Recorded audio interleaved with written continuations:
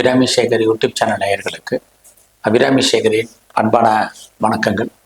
திருவோண நட்சத்திரம் பிறந்தவங்களுக்கு இந்த 2025 எப்படி இருக்கும், இதுதான் மெயினாக பார்க்குறோம். திருவோணம் அப்படின்னாலே நீங்கள் மகர ராசியில் பிறந்திருக்கீங்கன்னு உங்களுக்கு தெரியும். இங்கே நம்ம ராசி பலன் பார்க்கலாம், நட்சத்திர பலன் பார்க்குறோம். ராசி பலனுக்குன்னு தனியாக மகர ராசிக்கு வீடியோ போட்டிருக்கேன். இன்னும் அடிஷனலாக மகர லக்னத்துக்குமே நான் வீடியோ போட்டிருக்கேன். வேணும்னா அதை பாருங்க. இங்கே நீங்கள் திருவோண நட்சத்திரத்தில் பிறந்தவங்களுக்கு எப்படி இருக்கும் அப்படின்னு பார்க்குற போது, இந்த வருஷத்தில் முக்கியமாக 4 கிரகங்கள் பயிற்சி ஆகிறாங்க. மார்ச் மாதம் 29ஆம் தேதி சனி பகவானுடைய பயிற்சி கும்பராசிலேருந்து மீனராசிக்கு திருக்கணித பஞ்சாங்கப்படி இருக்கு. மே 14ஆம் தேதி குரு பகவானுடைய பயிற்சி ரிஷபராசிலேருந்து மிதுன ராசிக்கு இருக்கு. மே 18ஆம் தேதி ராகு கேது பயிற்சி. ராகு பகவான் மீனராசிலேருந்து கும்பராசிக்கும், கேது பகவான் கன்னி ராசிலேருந்து சிம்மராசிக்கும் பயிற்சி ஆகிறாங்க. ஆக இந்த 4 முக்கியமான கிரகங்களுடைய பயிற்சி, இவங்க இருக்கக்கூடிய இடம், இவங்க பார்க்கக்கூடிய வீடு, இவங்க எந்த நட்சத்திரத்தின் வழியாக நமக்கெல்லாம் பலன் செய்ய போறாங்க, இதையெல்லாம் கணக்கெடுத்துட்டு மற்ற கிரகங்களையும் கணக்கில் எடுத்து நாம இப்போ பலன்களை பார்க்குறோம். திருவோணம் முதல்ல இந்த நட்சத்திரத்தில் பிறந்தவங்களுக்கு இந்த வருஷம் உங்களுடைய பொருளாதாரம் எப்படி இருக்கும் ஃபஸ்ட்டு ஸ்டெப்பில் பார்க்குறோம். அடுத்து உங்களுடைய வேலை வாய்ப்புகள், அடுத்தபடியாக உங்களுடைய பிஸ்னஸ், அடுத்தபடியாக உங்களுடைய எஜுகேஷன், அதுக்கடுத்து திருமணம், உங்களுக்கு குழந்தை பாக்கியம், மற்ற விஷயங்கள்லாம் எப்படி இருக்குங்கிறத ஸ்டெப் பை ஸ்டெப்பாக பார்க்குறோம்.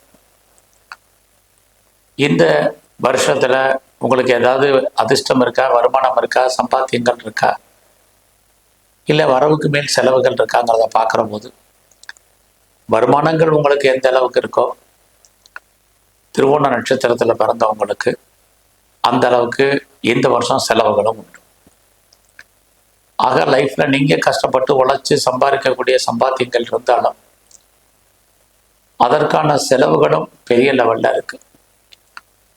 அதனால் உங்களுக்கு வாய்ப்பு இருந்தால் நீங்கள் எதிலையாவது பெரிய லெவலில் முதலீடு பண்ணுங்க. ஒருவேளை எனக்கு அதற்கான பொருளாதார வசதி இல்லை என்றால் தேவையற்ற செலவினங்களை தவிர்க்க பாருங்க. இது இந்த வருஷத்துல ரொம்ப முக்கியம்.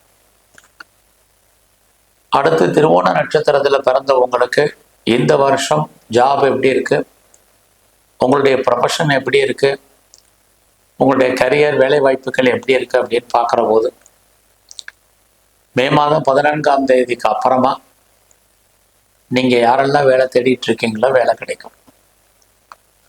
ஏற்கனவே நீங்கள் சர்வீஸில் இருக்கீங்க, அதாவது இங்கே வேலை அப்படின்னா நீங்கள் கவர்மெண்ட் சர்வீஸில் இருக்கலாம், ப்ரைவேட் செக்டாரில் இருக்கலாம், எனி அதர் நல்ல பெயர் போன கம்பெனிகளில் வேலை செய்யலாம், ரிப்பீட்டட் கன்சர்னில். இதுதான் இங்கே சர்வீஸு.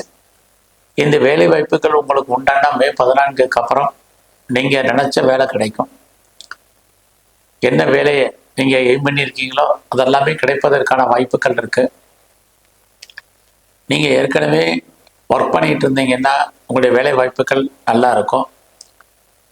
வேலையில் ஏதாவது ப்ரொமோஷனை நான் எதிர்பார்க்குறேன், இன்க்ரிமெண்ட்டை எதிர்பார்க்குறேன், வேறு ஏதாவது இன்சென்டிவோ மானிட்டரி பெனிஃபிட்டோ எதிர்பார்க்குறேங்கிறவங்களுக்கு அதுக்கான வாய்ப்புகள் உருவாகும். இது அத்தனையுமே மே மாதம் 14ஆம் தேதிக்கு அப்புறம் தான் நல்லா இருக்குது. ஆக ஏதாவது ஒரு ஜாப், ஒரு வேலை உங்களுக்கு கிடைக்கிறதுக்கான வாய்ப்பு நிறைய உண்டு. நீங்கள் ஐடியலாக இருப்பதற்கான சூழ்நிலைகள் இல்லை. எந்த அளவுக்கு வாழ்க்கையில் உங்களுக்கு தேடுதல் என்பது இருக்கோ அந்த அளவுக்கு உங்களுடைய லைஃப்பில் உங்களுடைய சர்வீஸை பொறுத்த வரைக்கும் இந்த வருஷம் மே மாதத்துக்கு அப்புறம் நல்லா இருக்குன்னு தான் சொல்லணும்.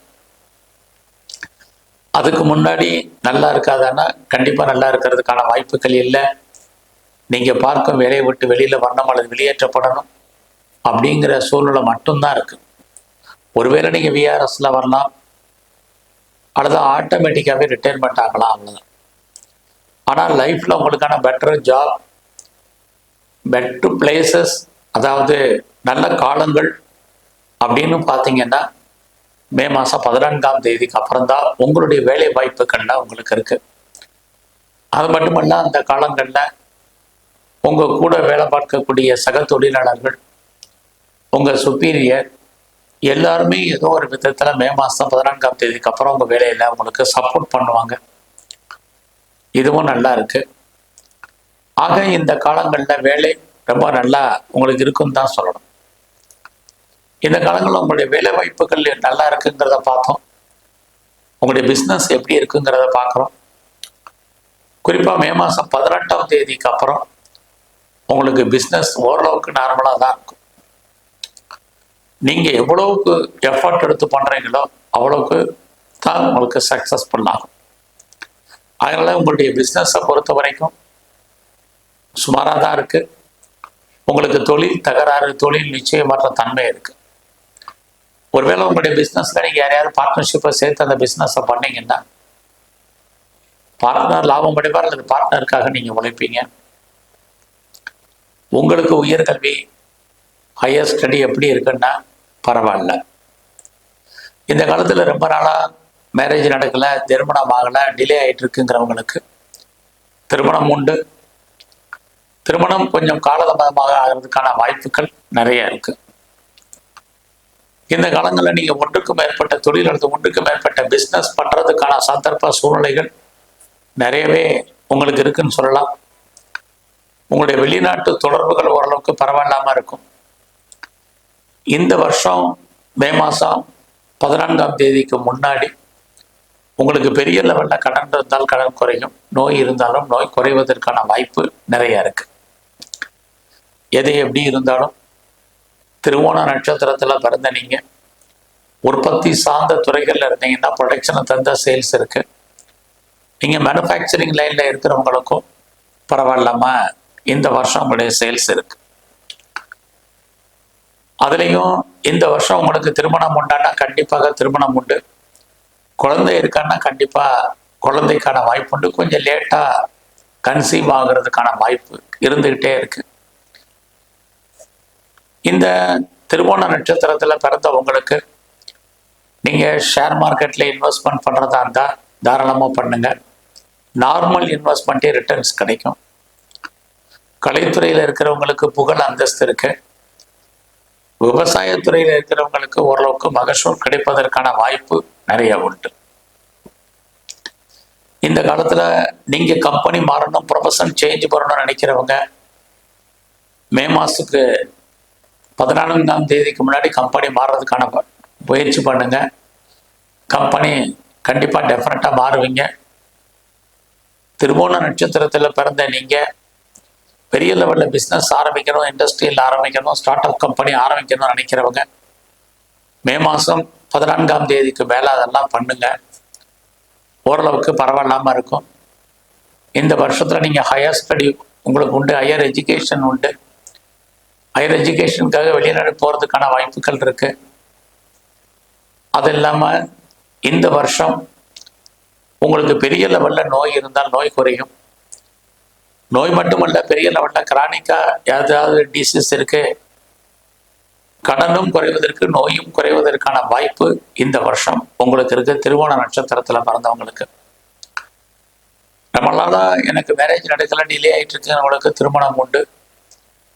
எது எப்படி இருந்தாலும் இந்த வருஷம் முழுவதும் எங்கெல்லாம் பெண் தெய்வம் இருக்க பெண் தெய்வ வழிபாடு, குறிப்பாக அம்பாள் ஸ்தலங்களில் இருக்கக்கூடிய அம்பாளுடைய வழிபாடு, உங்களுடைய குலதெய்வ வழிபாடை பிரதானமாக பண்ணுங்க. உங்கள் வாழ்க்கையில் நீங்கள் நினைச்சதுக்கு மேலே வெற்றி கிட்டும். நன்றி, வணக்கம்.